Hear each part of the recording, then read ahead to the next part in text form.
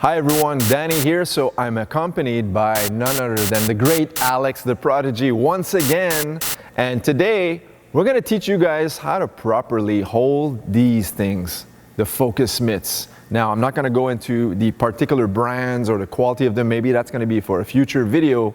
But today is gonna be a basic video on how to properly hold the mitts for your training partners. Ready, Alex? Yes. Let's get going.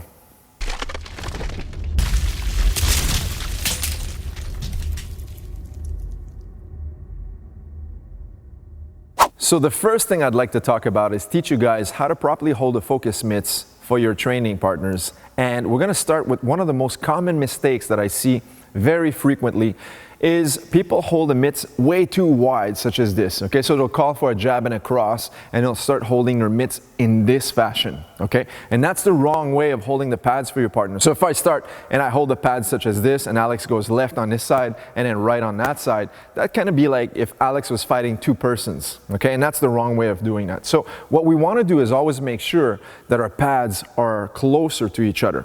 All right, always in this fashion, so left and right, and not like this, okay? So if I hold for Alex, the jab will be here, and then cross on this side, all right? So one more time, 1, 2, perfect, okay? So that's the first common mistake is people hold way too wide where they should be a lot closer to each other, okay? So that's the first step. The second common mistake that I see a lot of times is people holding at the wrong height, okay? So for example, so the rule of thumb is always holding your pads exactly at the same height as your own head.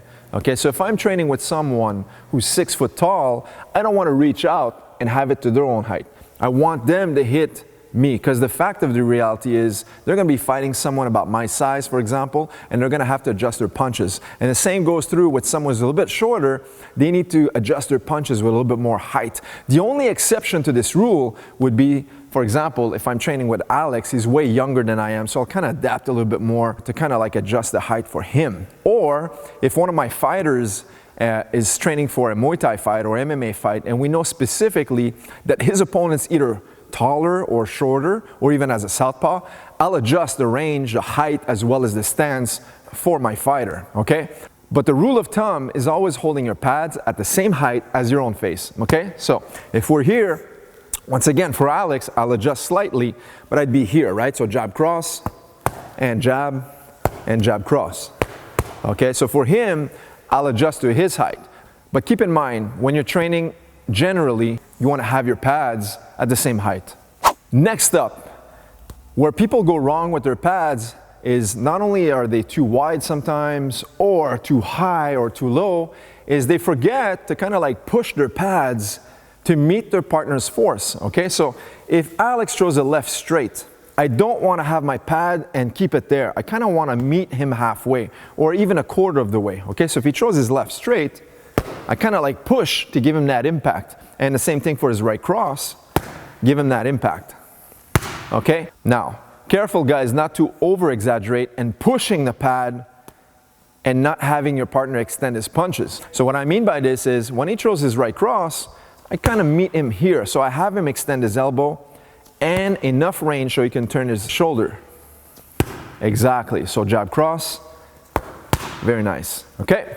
Now, the same thing goes when you're gonna throw hooks and uppercuts, okay? Very too common do I see people just holding their pad like this and then having a left hook thrown and the pad just flies away, okay? Same thing for uppercuts. They'll hold here and the pad just will fly away. That will cause two things that are really not good. The first thing, you'll hyperextend your partner's elbows or shoulders, and that will cause injury. And the second is yourself as the trainer or the pad holder also risks the fact that you're gonna hyperextend your elbow or your shoulder. We don't want that, okay? So what we wanna do, if he's gonna throw the right uppercut, I wanna kind of meet him in with some force of my pad, right? Right to here. And the same thing for the left hook. And one more time. Good. Now, when you're holding for left hooks, it's very common for people to hold like this, and you'll also see it like this, okay? So which way is best is really a question of preference for one, but mainly it'll be to adapt to your fighter's punching techniques. So what I mean by this is if Alex throws his left hook and keeps his fist vertical, like this, okay? Now, I'll want to meet the force vertically as well, okay? So if we turn this way slightly, vertical means vertical pad.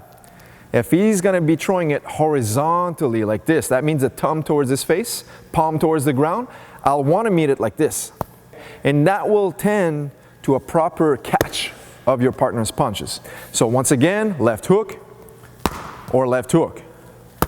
Okay, left hook or left hook. When you hold for body shots, there are two methods that I prefer holding like, okay? So the first one, if he's gonna throw a body shot to my rib cage with his right hand, the target will be here.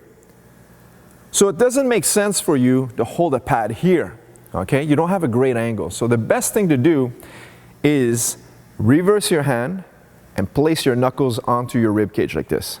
And that'll give him the exact target to throw his body shot, okay? So this works really well when you start to combine it, for example, off a lead jab. So jab and body shot, jab and body shot. And now the other method is just placing the other mitt underneath your armpit like this. Okay, so one more time on the body shot. Very good, one more. And last one. Okay, so for example, if I throw a lead jab and body shot, lead jab and body shot. All right, that brings me to my last point, range. Range is so important in fighting, in combat sports, whether it's Thai boxing, boxing, or mixed martial arts. It's super, super important to understand range. And the focus pads are one of the main tools to give your fighters the sense of range. If not, if I'd only be static, that would be like a moving heavy bag. And we already have heavy bags. That'd be solo training. So in order to have some efficiency in our workouts, we want to make sure as a good pad holder that you make your fighter understand range. So one example of good range is if that's the extension of his jab, I don't want to have him meet his cross right here. Okay? That would be here and here. That's two different targets. Okay? So his jab will be at this distance and the same distance will be for the cross. Okay? One more time, jab, cross. Okay? As opposed to jab and cross. Okay?